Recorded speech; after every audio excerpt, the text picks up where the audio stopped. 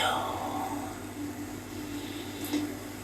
कितने बार विजयी बने हो।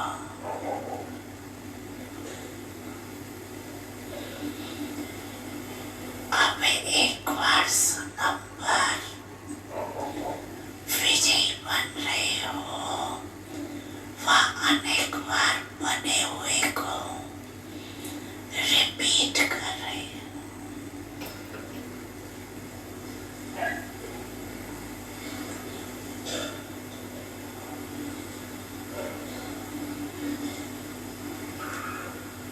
इसलिए समस्या आपके लिए नई बात नहीं है, नथिंग न्यू।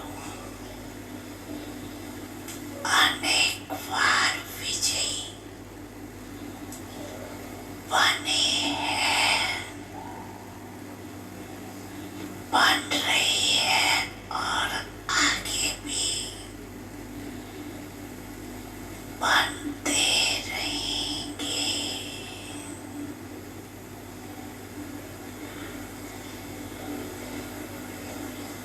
ये है ड्रामा में निश्चय बुद्धि विजयी।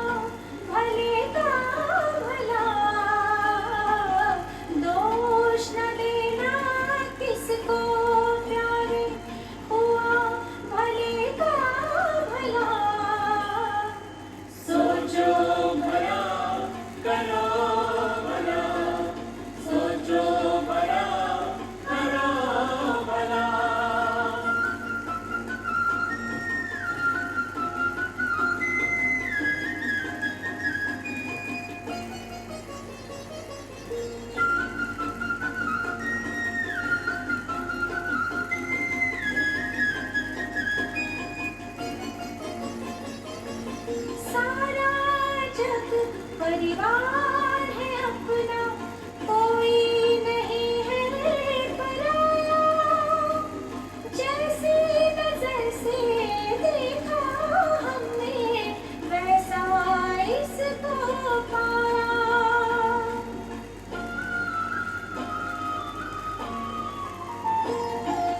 सारा जग परिवार है अपना, कोई नहीं है पराया। जैसी नजर से देखा हमने, वैसा इसको पाया। सागर मंथन करके मन का अमृत है निकला। सागर मंथन करके मन का अमृत है निकला। सोचो भला करो भला, सोचो भला करो भला।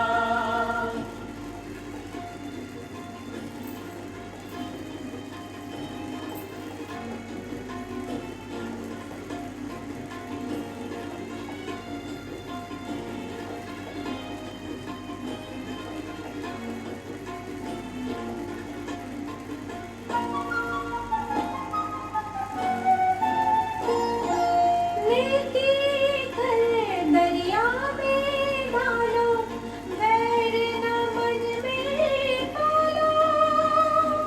ले पतवार शुभ चिंतन का, डूबती नाव संभालो।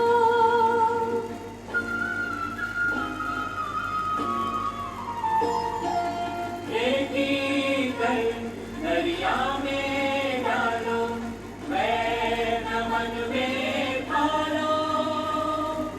ले पतवार शुभ चिंतन का, डूबती नाव संभालो। मन को मंगल मार्ग पे लाना, सबसे बड़ी है कला। मन को मंगल मार्ग पे लाना, सबसे बड़ी है कला। सोचो भला करो भला, सोचो भला करो भला। हमको हमारे बाबा से प्यारा मंत्र मिला। हमको हमारे बाबा से प्यारा मंत्र मिला। सोचो भला करो भला, सोचो भला करो भला। सोचो भला करो भला, सोचो भला करो भला।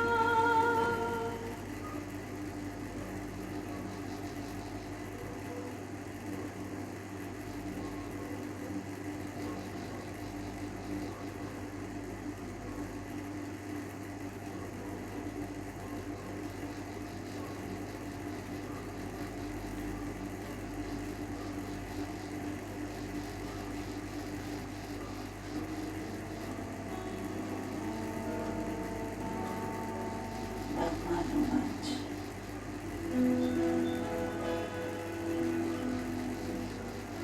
तो रोज अमृत वेले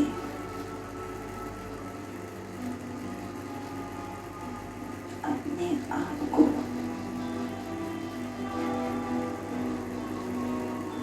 इन दीन बिंदियों की स्मृति का तिलक दो।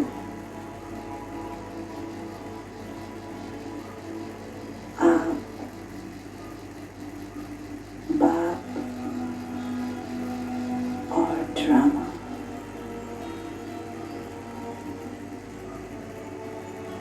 अर्थात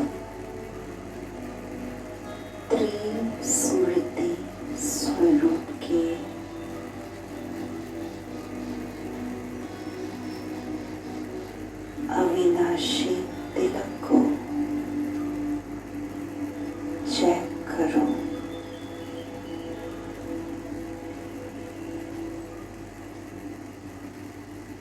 तो माया सारे दिन में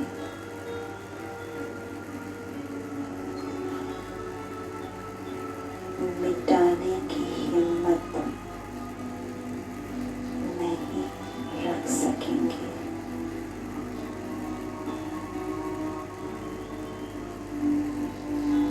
क्योंकि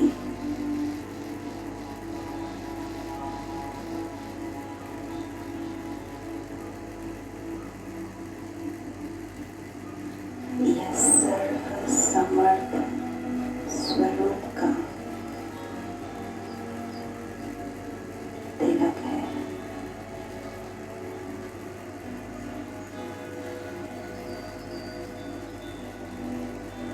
समर्थ के आगे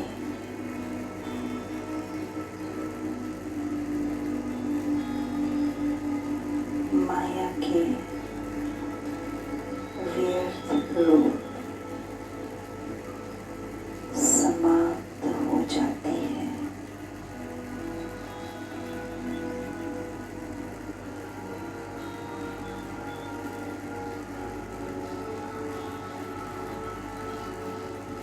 इन 3 बिंदियों को लगाए रखने से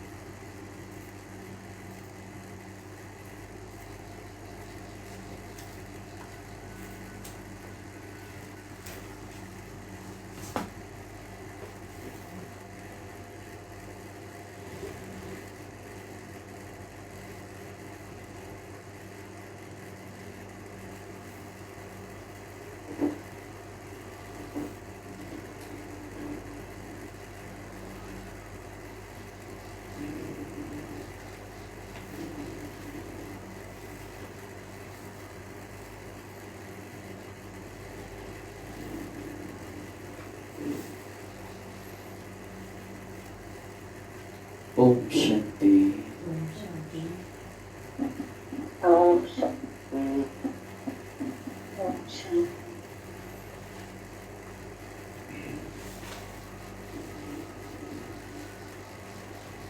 आज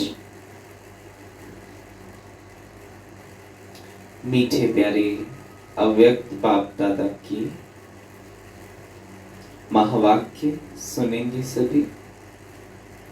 आज जो रिवाइज कोर्स है मुरली का वो है 25 फरवरी 1986, 25 Feb 1986।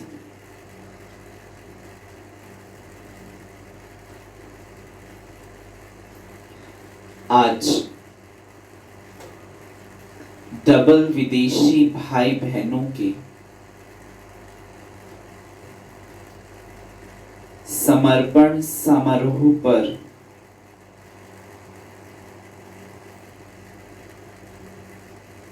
अव्यक्त बाप दादा की महावाक्य सुनेंगे।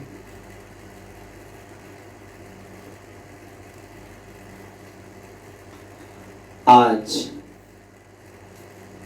बाप दादा विशेष श्रेष्ठ दिन की विशेष स्नेह भरी मुबारक दे रहे हैं। आज कौन सा समारोह मनाया? बाहर का दृश्य तो सुंदर था, लेकिन सभी के उमंग, उत्साह और दृढ़ संकल्प का दिल का आवाज दिलाराम बाप के पास पहुंचा। तो आज के दिन को विशेष उमंग, उत्साह भरा दृढ़ संकल्प समारोह कहेंगे। उमंग, उत्साह भरा दृढ़ संकल्प समारोह कहेंगे। जब से बाप के बने तब से संबंध है और रहेगा।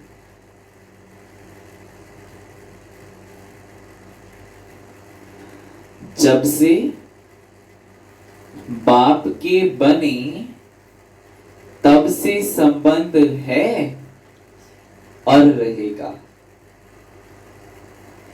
लेकिन यह विशेष दिन विशेष रूप से मनाया, इसको कहेंगे दृढ़ संकल्प किया।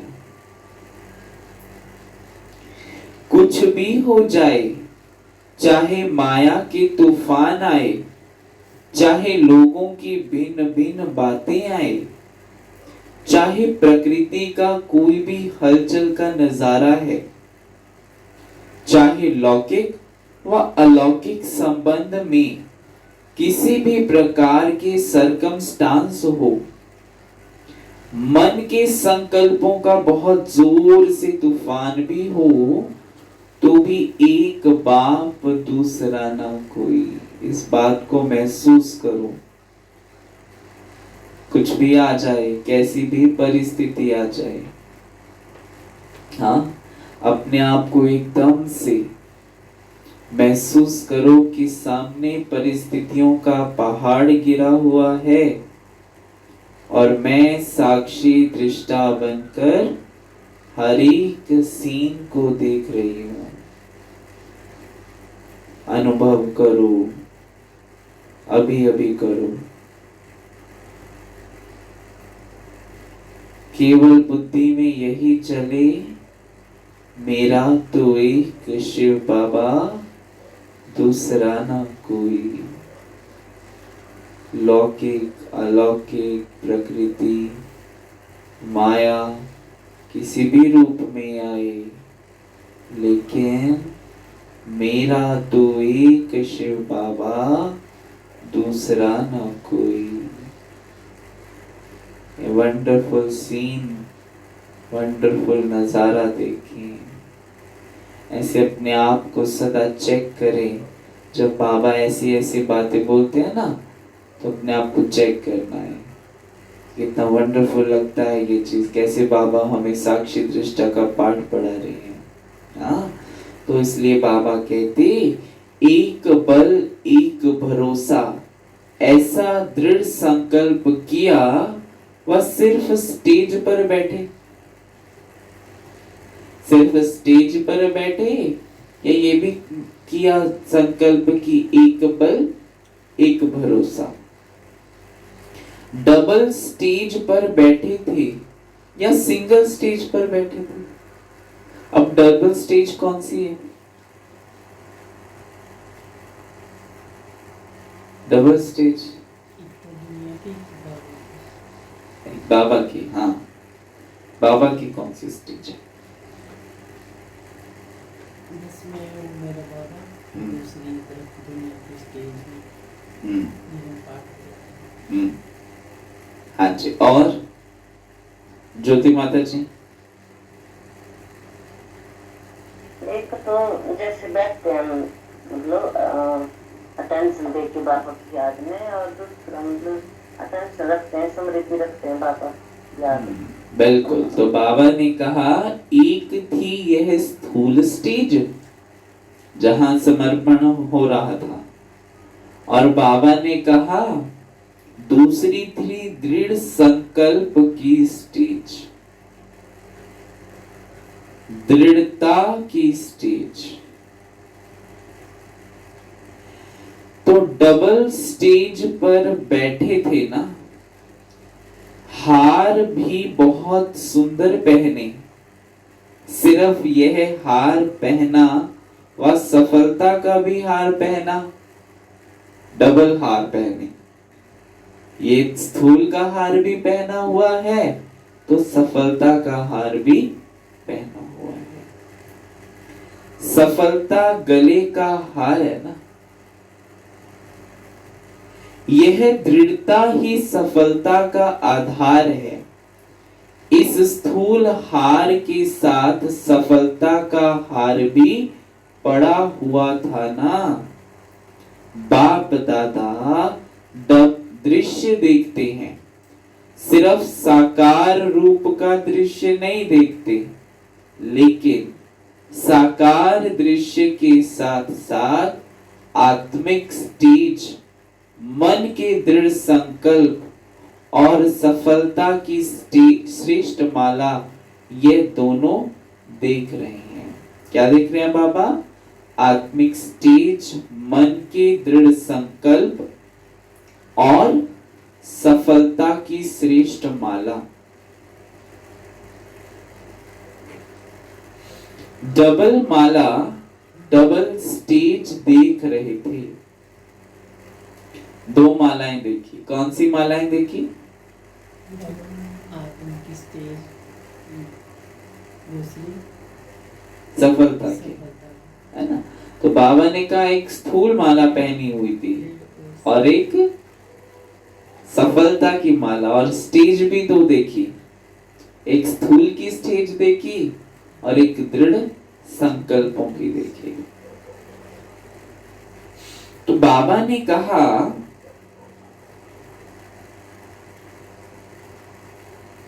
सभी ने दृढ़ संकल्प किया, बहुत अच्छा, कुछ भी हो जाए लेकिन संबंध को निभाना है।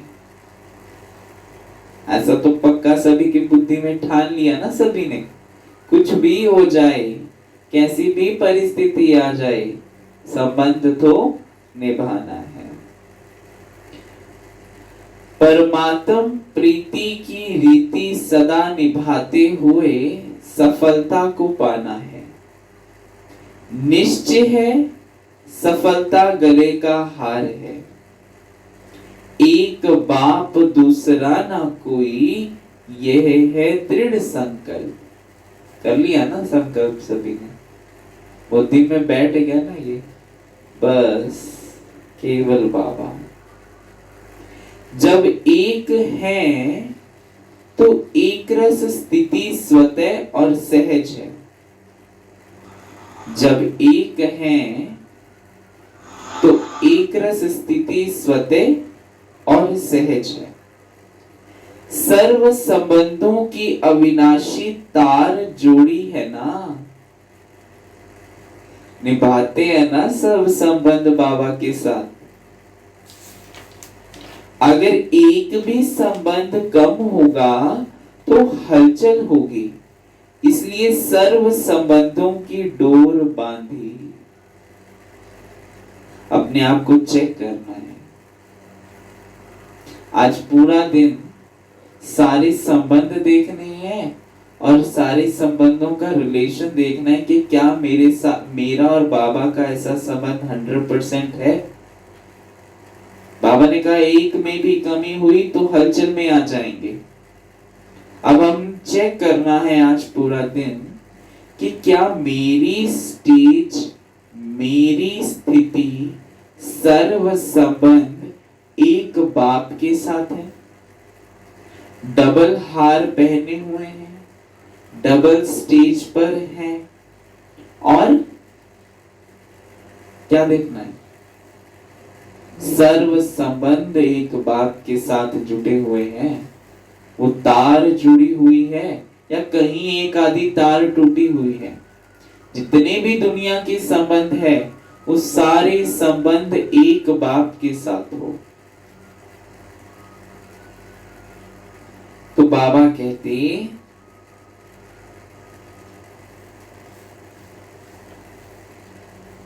बाबा ने कहा कि अगर एक भी संबंध कम होगा तो हलचल होगी, इसलिए सर्व संबंधों की डोर बांधी, कनेक्शन जोड़ा, संकल्प किया। सर्व संबंध है या सिर्फ मुख्य 3 संबंध है? सारे संबंध है या मुख्य 3 संबंध है? बाप, टीचर, सतगुरु का ही बस ये 3 संबंध ही है या बाकी सारे संबंध भी बाप के साथ है? सब संबंध है ना। तो सर्व संबंध है तो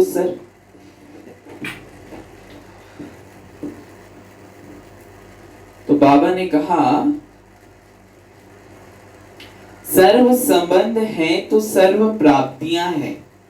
सर्व संबंध नहीं तो कोई ना कोई प्राप्ति की कमी रह जाती है।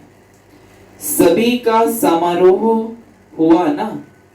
दृढ़ संकल्प करने से आगे पुरुषार्थ में भी विशेष रूप से लिफ्ट मिल जाती है। यह विधि भी विशेष उमंग उत्साह बढ़ाती है। कौन सी विधि? समर्पण समारोह की विधि है ना।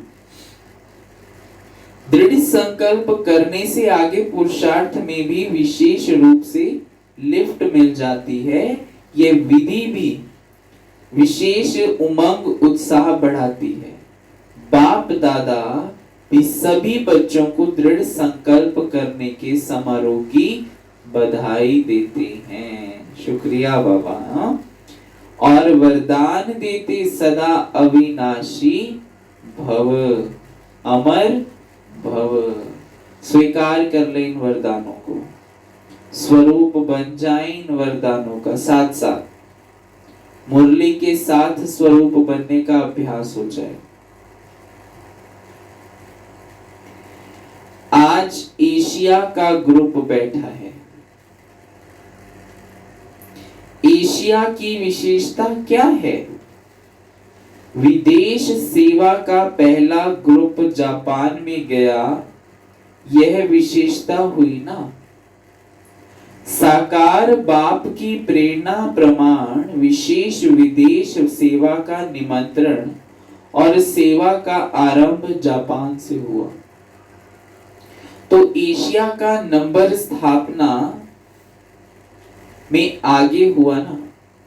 पहला विदेश का निमंत्रण था और धर्म वाले निमंत्रण दे बुलावे, इसका आरंभ एशिया से हुआ। तो एशिया कितना लकी है और दूसरी विशेषता, एशिया भारत के सबसे समीप है।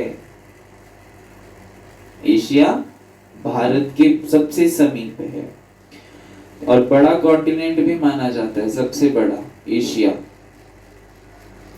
जो समीप होता है उनको सिकीलदे कहते हैं। बाबा कहते सिकीलदे बच्चे छिपे हुए हैं, हर स्थान पर कितने अच्छे अच्छे रतन निकले हैं। बाबा कहते क्वांटिटी भले कम है लेकिन क्वालिटी है। संख्या भले कम है पर क्वालिटी है, क्वालिटी वाले बच्चे पैदा हुए हैं। तो बाबा ने कहा मेहनत का फल अच्छा है। इस तरह धीरे धीरे अब संख्या बढ़ रही है। सब स्नेही हैं, सब लवली हैं। हाँ, ये बात को भी स्वीकार करिए। अभी सब स्नेही हैं और सब लवली हैं। यह आज पूरे दिन का होमवर्क है। पहले तो अपने गले में डबल हार महसूस करना, फिर क्या करना, सर्व संबंध एक बाप से जुटे हुए हो, डबल स्टेज पर हैं, एक बाप दूसरा ना कोई, एक बल एक भरोसा। कितना बाबा ने कहा।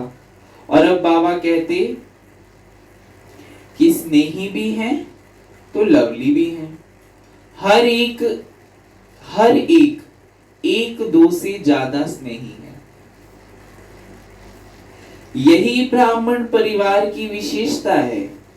हर एक यह अनुभव करता है कि मेरा सबसे ज्यादा स्नेह है और बाप का भी मेरे से ज्यादा स्नेह है। अपने लेवल पर सब अपने आप को बड़ा कहते हैं ना, श्रेष्ठ समझता है कि मेरा बाबा के साथ ज्यादा स्नेह और बाबा का मेरे साथ है। तो इसलिए बाबा कहते यही ब्राह्मण परिवार की विशेषता है। हर एक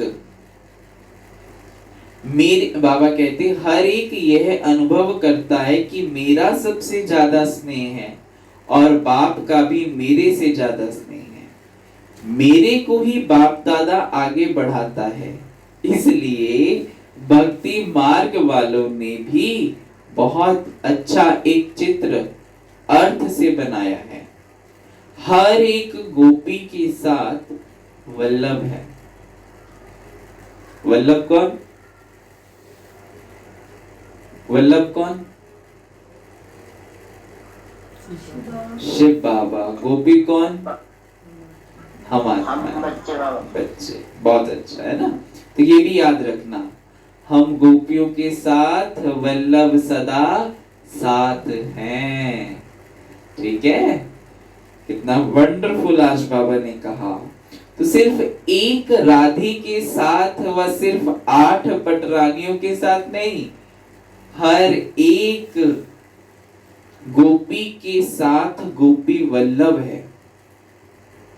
जैसे दिलाराम मंदिर में जाते हो, दिलवाला मंदिर में जाते हो तो नोट करते हो ना कि यह मेरा चित्र है अथवा मेरी कोठी है ना। वो 108 कोठियां बनाई हुई है ना, तो याद आता है कि ये हमारी कोठी है।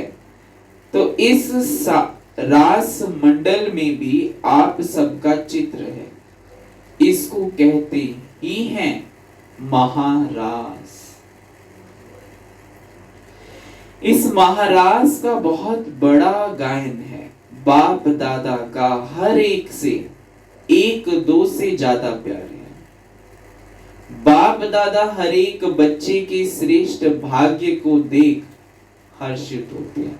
इस बात के ऊपर ना विचार करना, ये वाली बात जो बाबा ने कही कि बाप दादा का हर एक से 1-2 से ज्यादा प्यार है। ये बात बहुत गहरी है और विचार करने लायक है। बाप दादा हर एक बच्चे के श्रेष्ठ भाग्य को देख हर्षित होते हैं। कोई भी है लेकिन कोटों में कोई है। बाप दादा भाग्यवान है।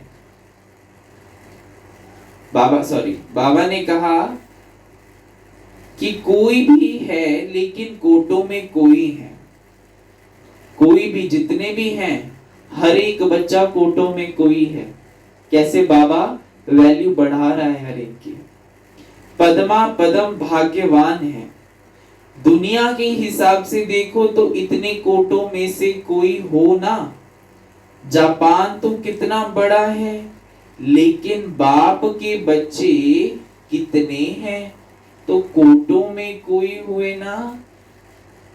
अपने आप को दुनिया के हिसाब से देखो तो हम वो कोटों में से कोई आत्माएं हैं जो बाप के बने हैं। बाप दादा हर एक की विशेषता, भाग्य देखते हैं।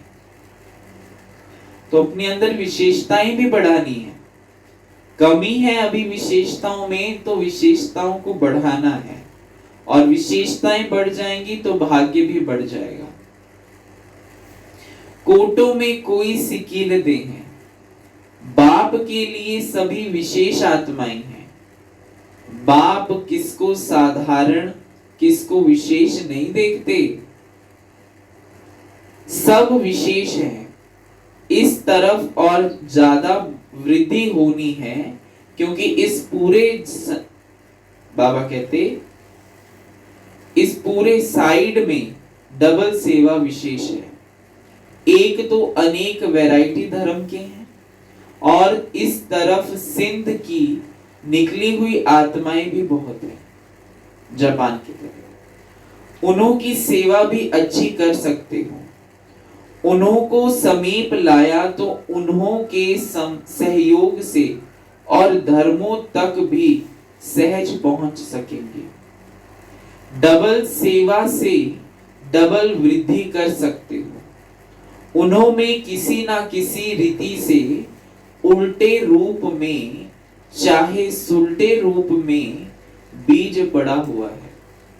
चाहे उल्टा चाहे सुलटा, किसी ना किसी से रीति से तो बीज पड़ा ही हुआ है उनके अंदर। परिचय होने के कारण, बाबा कहते परिचय होने के कारण सहज संबंध में आ सकते हैं। बहुत सेवा कर सकते हो, क्योंकि सर्व आत्माओं का परिवार है। ब्राह्मण सभी धर्मों में बिखर गए हैं। जो ईश्वरीय ब्राह्मण बच्चे हैं, ये अनेक धर्मों में बिखर गए हैं। अब समय आ गया सबको इकट्ठा करने का। ऐसा कोई धर्म नहीं जिसमें ब्राह्मण ना पहुंचे। अब सब धर्मों से निकल निकल कर आ रहे हैं, और जो ब्राह्मण परिवार के हैं उन्हों से अपनापन लगता है ना। ऐसे ही होता है या नहीं लगता? लगता है सुनीता माता जी? लगता है। हाँ, तो बाबा कहते जैसे कोई हिसाब किताब से गए हैं और फिर से अपने परिवार में पहुंच गए। कहां कहां से पहुंच अपना सेवा का भाग्य लेने की निमित्त बन गए। यह कोई कम भाग्य नहीं, बहुत श्रेष्ठ भाग्य है। बड़े ते बड़े पुण्य आत्माएं बन जाते, महादानियों महासेवाधारियों की लिस्ट में आ जाते। महादानियों महान सेवाधारियों की लिस्ट में आ जाते। तो निमित्त बनना भी एक विशेष गिफ्ट है, और डबल विदेशियों को यह गिफ्ट मिलती है। थोड़ा ही अनुभव किया और निमित्त बन जाते सेंटर स्थापन करने के। तो यह भी लास्ट सो फास्ट जाने की विशेष गिफ्ट है। सेवा करने से मेजॉरिटी को यह स्मृति में रहता है कि जो हम निमित्त करेंगे अथवा चलेंगे हमको देख और करेंगे। बाबा आदि रत्नों को ना बहुत बोलता था, बहुत उनको शिक्षाएं देता था कि बच्चे जैसा कर्म आप करेंगे ना आपको देख दूसरे करेंगे, तो अपने कर्मों को श्रेष्ठ बनाना है। तो बाबा ने कहा तो यह डबल अटेंशन हो जाता है, डबल अटेंशन होने के कारण डबल लिफ्ट हो जाती है। समझा, डबल विदेशियों को डबल लिफ्ट है, इसलिए बाबा ने उनको डबल कहा है। अपनी सब तरफ धरनी अच्छी हो गई, हल चलने के बाद धरनी ठीक हो जाती है ना। तो आज बाबा ने हल चलाया, कितना वंडरफुल है बाबा। हर एक काम बच्चों को भी सिखा रहे हैं, खुद भी कर रहे हैं, और फिर फल भी अच्छे और सहज निकलते हैं। जब तक खेत को हल ही ना चलाएं खेत में तो मिट्टी भी उपजाऊ नहीं बनती है, क्योंकि उसमें जब तक वो प्लो नहीं करते, उसको है ना खुरेदते नहीं है, जब तक उसमें फिर बीज भी नहीं डाल सकते। तो इसलिए बाबा कहते अच्छा, एशिया के बड़े माइक का आवाज भारत में जल्दी पहुंचेगा, इसलिए ऐसे माइक तैयार करो। अच्छा, बड़ी दादियों से आप लोगों की महिमा भी क्या करें, जैसे बाप के लिए कहते हैं ना, सागर को स्याही बनाए, धरनी को कागज बनाए, जंगल को कलम बनाए, और स्वयं मां शारदा भगवान की महिमा लिखे तो लिख नहीं सकते, है ना, बेअंत है जिसको कहते हैं। ऐसे ही आप सभी दादियों की महिमा है। अगर महिमा शुरू करें तो सारी रात दिन एक सप्ताह का कोर्स हो जाएगा। अच्छे हैं, सबकी रास अच्छी है, सभी की राशि मिलती है, और सभी रास करते भी अच्छे हैं।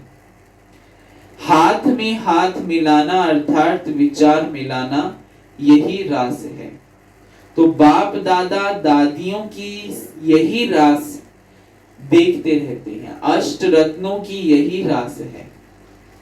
बाप दादियों द्वारा आप दादियों दादियां परिवार का विशेष श्रृंगार हो।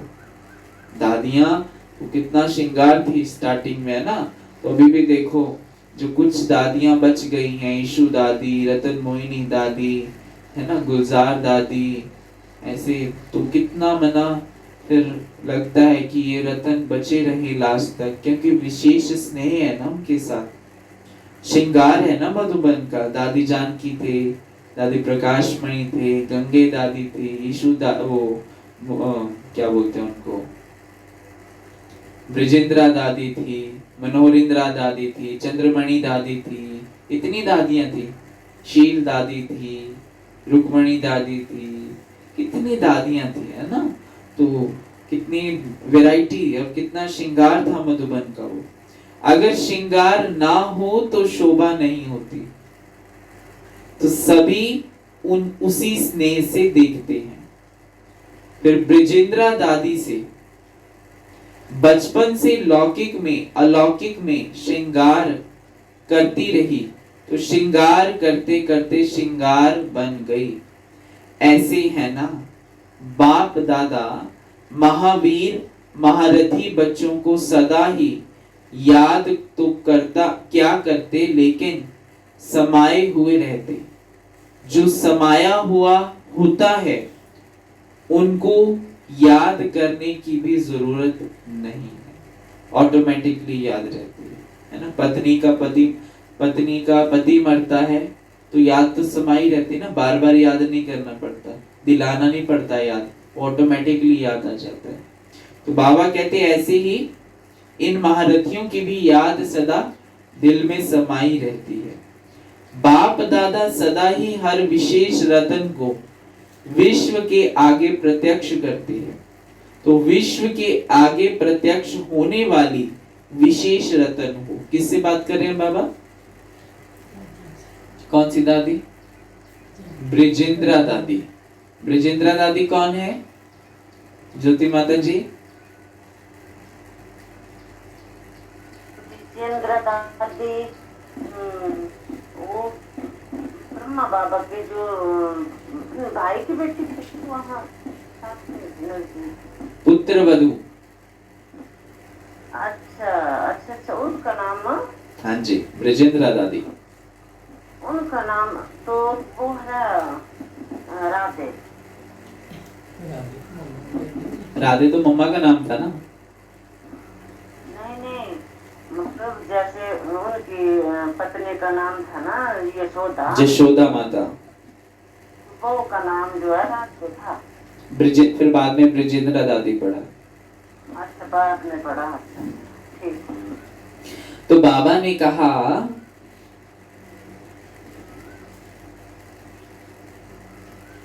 बाप दादा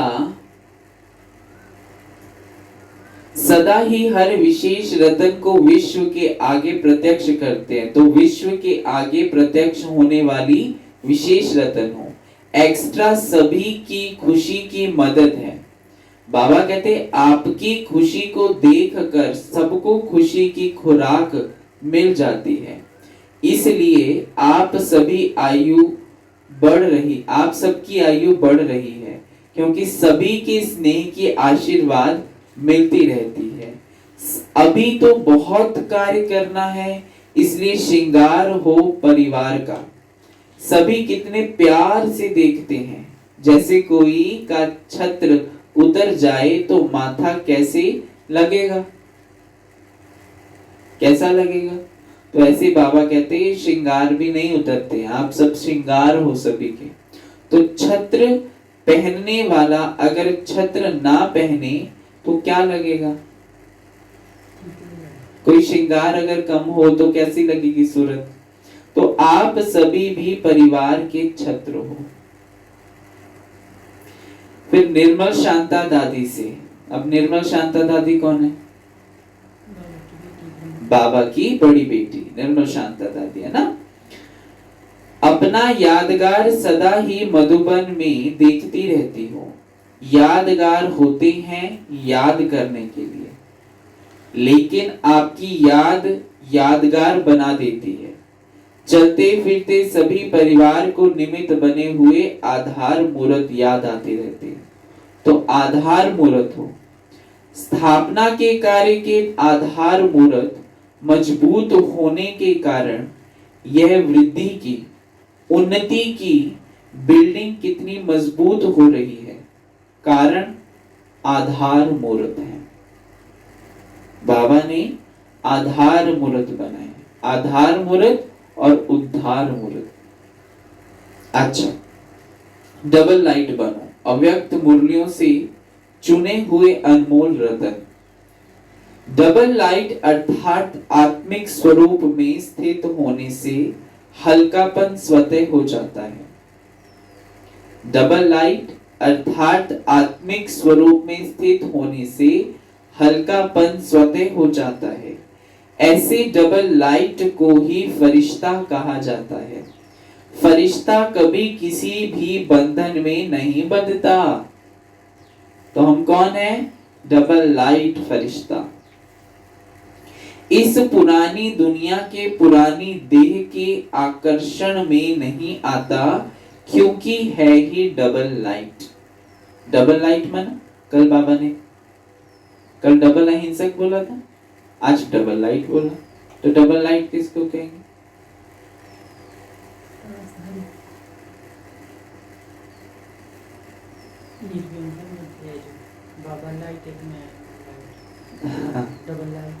डबल लाइट, बाबा लाइट और मैं लाइट। और सुनाओ डबल लाइट किसको कहते हैं? बोला माता जी। लाइट एक तो अपनी आत्मा की लाइट, एक बाबा का प्रकाश, बाबा की लाइट। और ज्योति माता जी? लाइट मतलब लाइट और हल्कापन, मतलब उसको हल्के पन को डबल लाइट कहेंगे। बिल्कुल, है ना। एक तो प्रकाश स्वरूप और एक हल्कापन, अपना ही एक प्रकाशमय ज्योति बिंदु स्वरूप और एक हल्कापन, बिल्कुल लाइट, तो उसको कहते हैं डबल। डबल लाइट अर्थात सदा उड़ती कला का अनुभव करने वाले, क्योंकि जो हल्का होता है वह सदा ऊंचा उड़ता है, बोझ वाला नीचे जाता है। तो डबल लाइट आत्माएं अर्थात कोई बोझ ना हो, क्योंकि कोई भी बोझ होगा तो ऊंची स्थिति में उड़ने नहीं देगा। डबल जिम्मेवारी होते भी डबल लाइट से लौकिक जिम्मेवारी कभी थकाएगी नहीं, क्योंकि ट्रस्टी हो। ट्रस्टी को क्या थकावट, अपनी गृहस्थी अपनी प्रवृत्ति समझेंगे तो बोझ है, अपना है ही नहीं तो बोझ किस बात का। बिल्कुल न्यारे और प्यारे, बालक सो मालिक। सदा स्वयं को बाप के हवाले कर दो तो सदा हल्के रहेंगे। अपनी जिम्मेवारी बाप को दे दो, अर्थात अपना बोझ बाप को दे दो, तो स्वयं हल्के हो जाएंगे। बुद्धि से सरेंडर हो जाओ। अगर बुद्धि से सरेंडर होंगे तो और कोई बात बुद्धि में नहीं आएगी। बस सब कुछ बाप का है, सब कुछ बाप में है, तो और कुछ रहा ही नहीं। सब कुछ बाप का है और हमारा सब कुछ बाप से है, बाप में है। डबल लाइट अर्थात संस्कार स्वभाव का भी बोझ नहीं। देखो गहराई, संस्कार स्वभाव का भी बोझ नहीं, व्यर्थ संकल्प का भी बोझ नहीं, इसको कहा जाता है हल्का। जितने हल्के होंगे उतना सहज उड़ती कला का अनुभव करेंगे। अगर योग में जरा भी मेहनत करनी पड़ती है तो जरूर कोई बोझ है। तो बाबा का आधार ले उड़ते रहो। ये सदा यही लक्ष्य याद रहे कि हमें बाप समान बनना है। तो जैसे बाप लाइट है वैसे डबल लाइट, औरों को देखते हो तो कमजोर होते हो। सी फादर, फॉलो फादर करो। केवल बाबा को देखना है और बाबा को ही फॉलो करना है ना, और किसी को नहीं करना है। उड़ती कला का श्रेष्ठ साधन सिर्फ एक शब्द है। क्या शब्द होगा? उड़ती कला का श्रेष्ठ साधन सिर्फ एक शब्द है। क्या? मन बना पाओ। और सुनीता माता जी?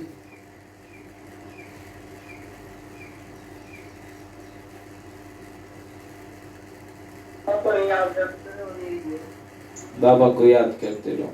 बोला माता जी?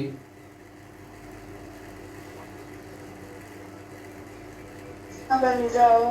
हाँ, बन जाओ, फरिश्ता बन जाओ। ज्योति माता जी?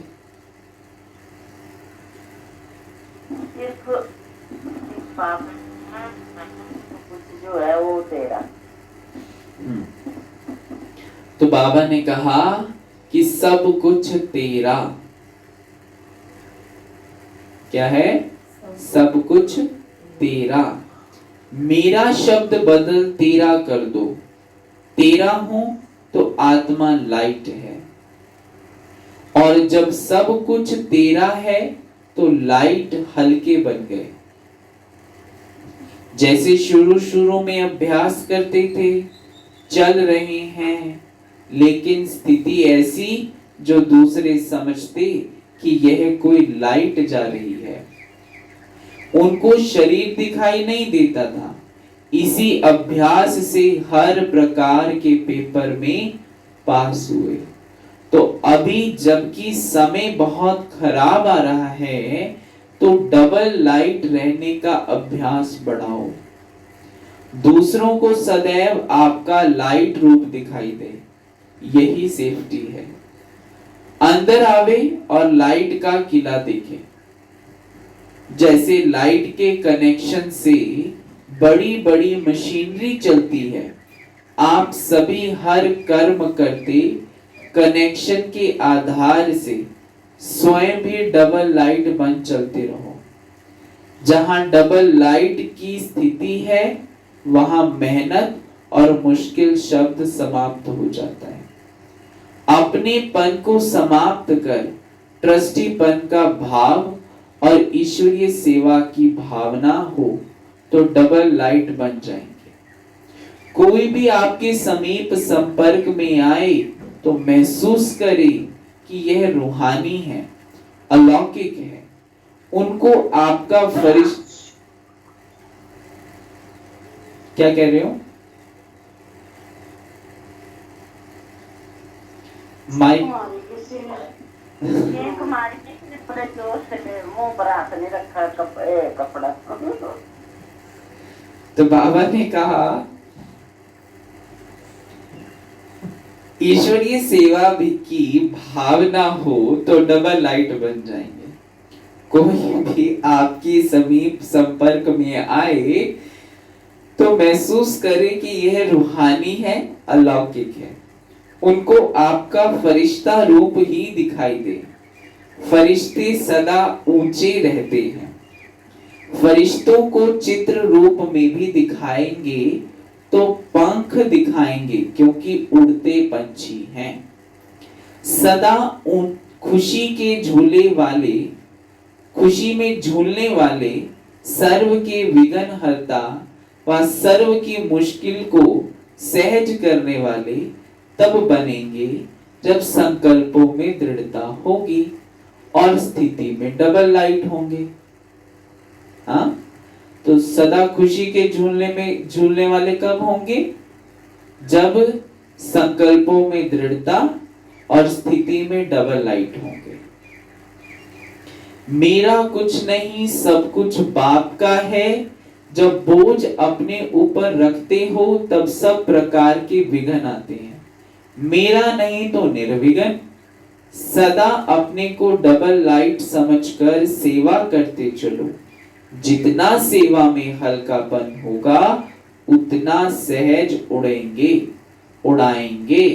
डबल लाइट बन सेवा करना, याद में रहकर सेवा करना, यही सफलता का आधार है। डबल लाइट बनकर सेवा करना है और याद में रहकर सेवा करना है।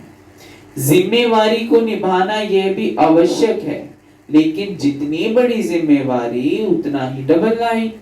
जिम्मेवारी निभाते हुए जिम्मेवारी के बोझ से न्यारे रहो। इसको कहते हैं बाप का प्यारा। घबराओ नहीं, क्या करूं, बहुत जिम्मेवारी है, यह करूं वह नहीं, यह तो बड़ा मुश्किल है, यह महसूसता अर्थात बोझ है। देखो बाबा कहां गहराई तक जा रहे हैं। डबल लाइट अर्थात इससे भी न्यारा। कोई भी जिम्मेवारी के कर्म के हलचल का बोझ ना हो। सदा डबल लाइट स्थिति में रहने वाले निश्चय बुद्धि निश्चिंत होंगे। उड़ती कला में रहेंगे। उड़ती कला अर्थात ऊंची स्थिति, ऊंचे से ऊंची स्थिति, ऊंचे से ऊंची स्थिति। उनकी बुद्धि रूपी पांव धरनी पर नहीं है ना। कई बार जैसे किसी को धन जास्ती मिल जाता है तो क्या कहते हैं दुनिया वाले, देखो जी उसके फलाने के पैर तो जैसे कि धरती पर लग ही नहीं रहे हैं। कोई बहुत खुशी होती है किसी को तो कहते हैं जी देखो फलाने के तो पांव धरती पर ही नहीं आ रहे। तो धरनी अर्थात देह भान से ऊपर। तो जो देह भान की धरनी से ऊपर रहते वे सदा फरिश्ते हैं। अब डबल लाइट बन दिव्य बुद्धि रूपी विमान द्वारा सबसे ऊंची चोटी की स्थिति में स्थित हो। विश्व की सर्व आत्माओं के प्रति लाइट और माइट की शुभ भावना और श्रेष्ठ कामना के सहयोग की लहर फैलाओ। किसकी लहर फैलाओ? शुभ भावना और शुभ कामना। इस विमान में बाप दादा की रिफाइन श्रेष्ठ, बाबा कहते हैं रिफाइन श्रेष्ठ मत का साधन हो। इसमें जरा भी मन मत पर मत का किचड़ा ना हो। तो ये रिफाइन पेट्रोल डालना है बाबा की याद का। ऐसा नहीं हो कि मन मत हो पर मत हो, मिक्स है। अच्छा,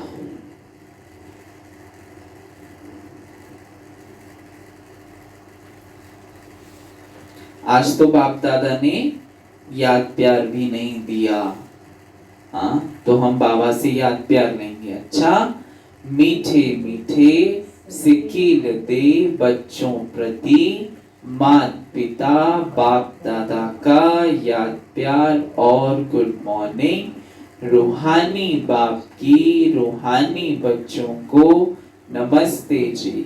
हम रूहानी बच्चों की रूहानी बाप दादा को दिल व जान सिक व प्रेम से याद प्यार, गुड मॉर्निंग और नमस्ते जी, नमस्ते जी, नमस्ते जी। मेरे बाबा, मीठे बाबा, प्यारे बाबा, शुक्रिया बाबा। वरदान है आज, हर सेकेंड हर संकल्प के महत्व को जान। हर सेकेंड हर संकल्प के महत्व को जान।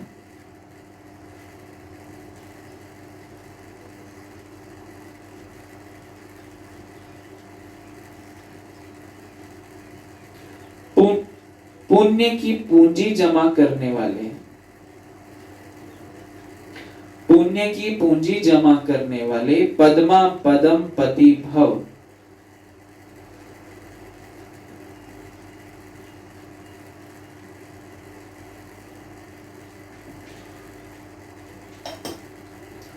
पुण्य की पूंजी जमा करने वाले पद्मा पदम पति भव। स्पष्टीकरण है, आप पुण्य आत्माओं के संकल्प में इतनी श्रेष्ठ शक्ति है जिस शक्ति द्वारा असंभव को संभव कर सकते हो। जैसे आजकल यंत्रों द्वारा रेगिस्तान को हरा भरा कर देते हैं, पहाड़ियों पर फूल उगा देते हैं, ऐसे आप अपने श्रेष्ठ संकल्पों द्वारा ना उम्मीदवार को उम्मीदवार बना सकते हो। सिर्फ हर सेकंड हर संकल्प की वैल्यू को जान, संकल्प और सेकंड को यूज कर पुण्य की पूंजी जमा करो। आपके संकल्प की शक्ति इतनी श्रेष्ठ है जो एक संकल्प भी पद्मा पदम पति बना देता है। तो अपने संकल्प और सेकंड को यूज करना है और उसकी पूंजी जमा करनी है। स्लोगन है, हर कर्म अधिकारीपन के, हर कर्म अधिकारीपन के निश्चय और नशे से करो। निश्चय और नशे से करो तो मेहनत समाप्त हो जाएगी। हर कर्म अधिकारीपन के निश्चय और नशे से करो तो मेहनत समाप्त हो जाएगी। सूचना है, आज मास का तीसरा रविवार है। सभी राजयोगी तपस्वी भाई बहने सायं 6:30 से 7:30 बजे तक विशेष योग अभ्यास के समय भक्तों की पुकार सुने और अपने इष्ट देव रहम दिल दाता स्वरूप की स्थिति हो सबकी मनोकामनाएं पूर्ण करने की सेवा करो। ठीक है।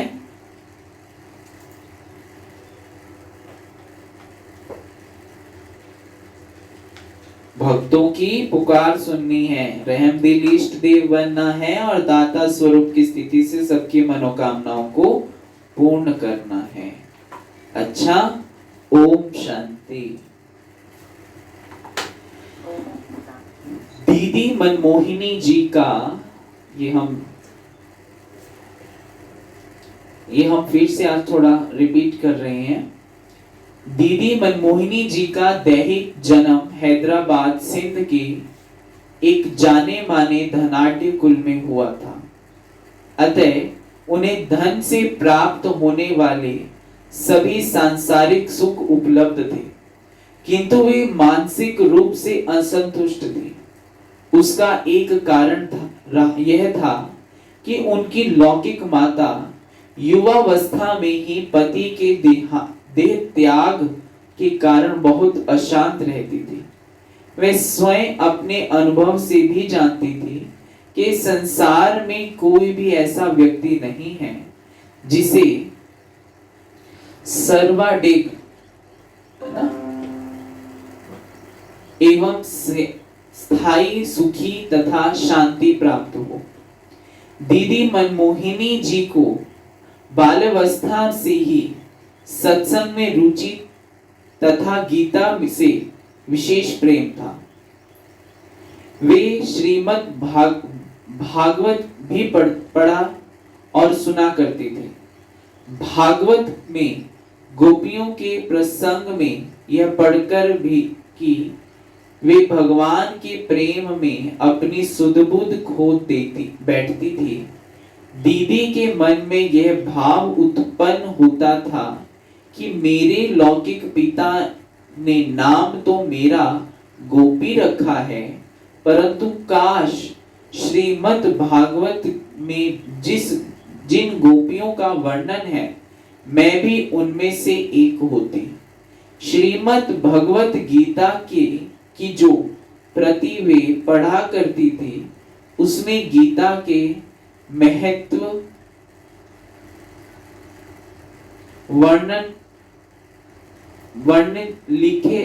लिखा था कि प्राचीन काल में अमुक व्यक्ति जब गीता सुनाया करते थे तो उनके सुनाने के स्थान के साथ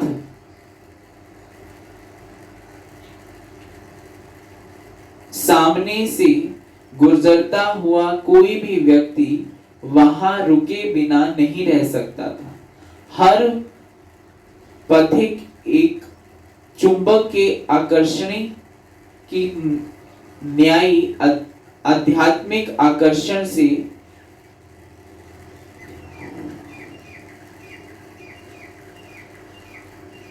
आकर्षित हुआ करते थे। वह आप यह बाबा के फिर ये इसमें लिखा हुआ है कि इस महत्व को पढ़कर दीदी जी के मन में विचार आता था कि क्या मेरे जीवन काल में मुझे कोई ऐसा गीता सुनाने वाला मिलेगा।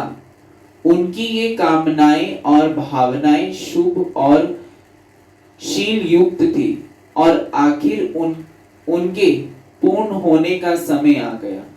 उनकी लौकिक माता जी को किसी ने बताया कि दादा लेखराज प्रतिदिन अपने निवास स्थान पर ऐसी प्रभावशाली एवं मधुर रीति से गीता सुनाते हैं कि बस मन उसी में रम जाता है और जीवन विधि अथवा संस्कारों में परिवर्तन के शुभ लक्षण प्रकट होने लगते हैं।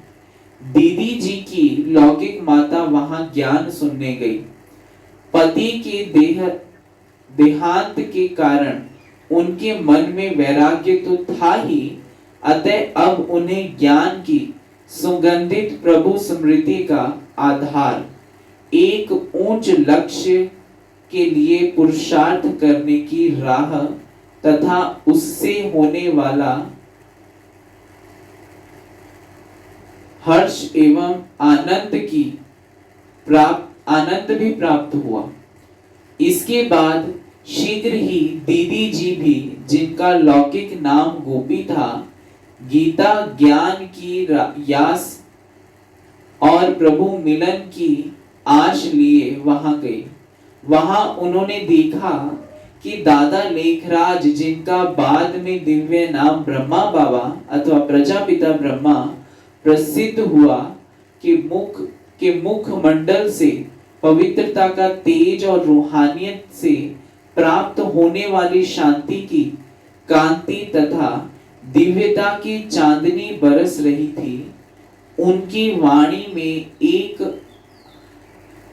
आंतरिक मिठास, औज और रस था, जिससे सुनने वालों के मन को जहां शांति मिलती थी वहीं उनमें एक क्रांति भी आती थी। बाबा की वाणी सुनने वाले पर ऐसा असर पड़ता था कि जो मनोविकार पहले उसे अपनी बेड़ियों से जकड़े हुए थे, वह उन्हें तोड़ फेंकने के लिए केवल कृत संकल्प ही नहीं होता था, बल्कि ज्ञान और योग की हथौड़ी से और छेनी से चूर चूर कर देता था। दीदी जी भी उससे प्रभावित बिना ना रह सके। उन्हें ऐसा लगा कि जिस सच्चे गीता ज्ञान दाता की उन्हें खोज थी, वह अब वह उन्हें मिल गया। अतः बाबा ने अपने प्रवचनों में, जिन्हें अलौकिक भाषा में मुरली कहा जाता है, पूर्ण पवित्रता का व्रत लेने के लिए जो घोषणा की, उसके उत्तर में दीदी जी ने अन्य अनेकों की तरह इस महान व्रत को सहर्ष स्वीकार किया। उन्होंने यह मन में ठान लिया कि ब्रह्मचर्य व्रत के पालन के लिए वे सारे संसार का सामना करने के लिए सिर पर पहाड़ ढह जाने की तरह कष्टों का और सब प्रकार के कठिनाइयों का सामना करेंगी। यहाँ तक कि यदि उनका शरीर भी चला जाए तो वे उसकी भी बलि देगी, परंतु वे इस व्रत से नहीं टलेगी। ऐसी दृढ़ता की हमारी मूर्त दीदी मनमोहिनी जी थे। ठीक है, ओम शांति। चलो भी बाबा की याद